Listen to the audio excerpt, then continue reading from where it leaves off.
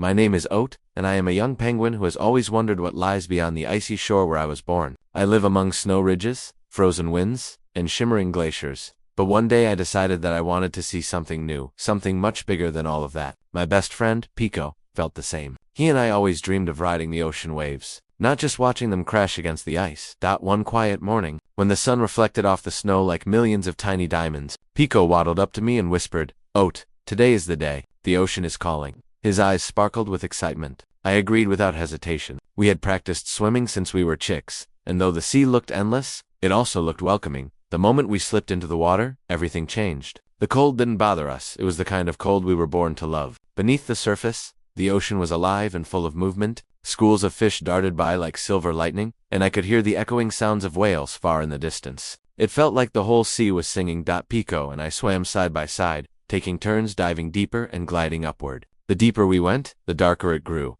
But we trusted the ocean and each other. Sunlight filtered down in long soft beams that touched the sandy floor. I had never seen such shades of blue before. Soft blue, deep navy blue, blue so bright it looked like sky water. After some time, we reached a coral region I had only heard about from older penguins. Bright coral branches spread out like little underwater forests, home to creatures I didn't even know existed. Tiny fish peeked from coral windows, and colorful sea stars rested on smooth stones. Everything was peaceful, and for a moment Pico and I just floated there, listening to the quiet heartbeat of the sea. Suddenly, a gentle shadow passed above us. It wasn't dark or frightening, just large and graceful. We looked up and saw a giant sea turtle gliding slowly, as if time itself moved with her. "Hello, young travelers," she greeted in a calm voice when we swam closer. "I am Mira, and I have crossed this ocean many times." Pico eagerly asked, "Is there more to see? What is beyond the reefs?" Mira smiled. "Much more. But remember, the ocean is as wide as your dreams, so take your journey one wave at a time." Then she continued her slow drift through the blue,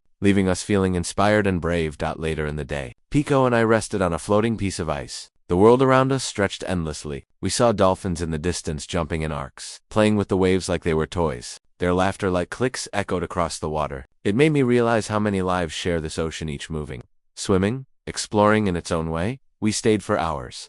Not because we needed to, but because it felt like the right place to be. As the sun lowered, the horizon turned gold. The sea became a giant mirror, reflecting the sky so perfectly that I couldn't tell where water ended and air began. Pico nudged me. "Oat, I think the ocean is bigger than any penguin story." I nodded, and kinder than I expected. We swam again, slower this time, enjoying each ripple and current. The water guided us gently back toward ice, almost like a friend showing us the way home. When the familiar shape of our snowy cliffs appeared, I felt a mix of joy and wonder. I was happy to return, but I knew I had changed. I had seen the ocean's heart. Back on land, our colony greeted us with curious eyes. They asked where we went, what we saw, and whether the sea was as grand as legends said. Pico answered proudly, "Even grander." That night, I sat on the edge of the ice, listening to the calm waves. The stars shone above me, and the ocean stretched beneath them, as wide and mysterious as always. But now, it didn't feel unknown. It felt like a place I belonged, to a place that welcomed young penguins with curiosity and courage. Our journey taught me something simple but powerful. The world is bigger than the snow we stand on, and dreams become real when we dare to swim beyond the shore. And so,